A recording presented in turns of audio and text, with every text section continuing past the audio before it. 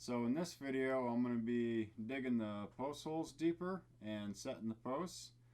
There's already some holes there from when I took out the old posts, but they were only 1.5 feet deep, and I wanted to have the posts 2 feet deep with 6 inches of concrete underneath them. So I'm going to be digging them 2.5 feet deep. When I get close to getting them the depth that I want, I use a board that I put over the hole on the ground so that I can measure the depth and make sure I got the depth that I want. Now the holes have a tapered opening due to the digging that I did to take them out and also making them deeper. And I wanted a nice round top on the concrete for the posts since I'm going to have it exposed. So I got some concrete tubes, some concrete forms, and I cut those to length. And then I used some wood stakes that I drove into the side walls of the holes to hold the tube in place, because I didn't use a tube that was the full length of the hole. I just used a long enough tube to cover up the top of the hole that was oversized and give it a nice round shape at the top. And then after I got that form in, I backfilled it before I set the post and put in the concrete.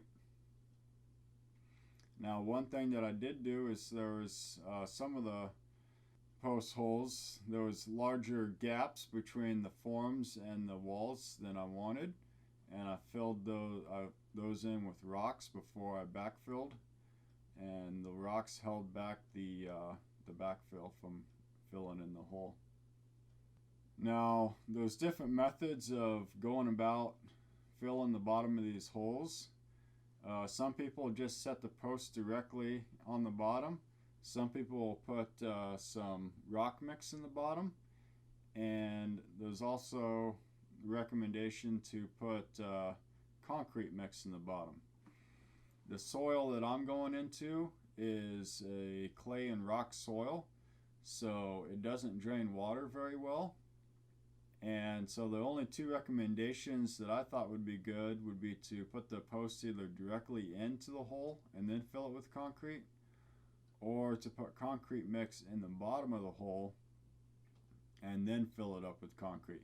And then once it rains, the concrete mix in the bottom of the hole will turn into concrete surrounding the post and concrete, which will make it relatively difficult for water to reach the post. And another side benefit of putting concrete mix in the bottom of the hole is that when you're setting the post and you have a post level on it, after you move the post around and make sure it's level in both directions, it'll pretty much stand on its own on top of that concrete mix, and that makes it easy for later on driving in the stakes that will be holding up the post.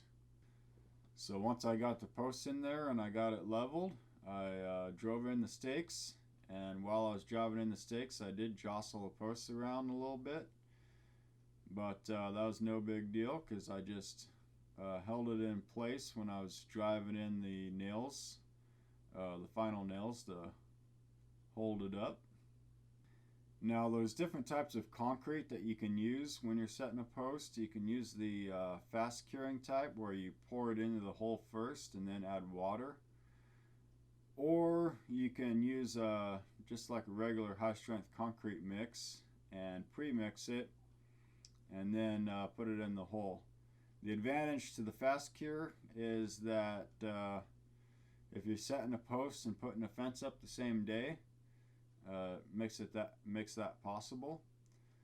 But I was going to set the posts and then work on the fence the next day, so I decided to just, and it also gave me a little bit more working time, and I figured it'd be better to do the pre-mix, so I just bought regular high strength concrete and pre-mixed it before I poured it into the hole. And one thing to keep in mind when you're mixing concrete is that while it does take a good amount of water to get it to the consistency you want to creep up on adding the water, because towards the end of adding the water, a little bit can make a big difference between whether it's relatively dry or sloppy concrete. So yes, you need to add a certain amount to begin with, but you want to creep up on that final amount of water to make sure that you don't get too sloppy of a mix of concrete. You want it just enough to, be workable.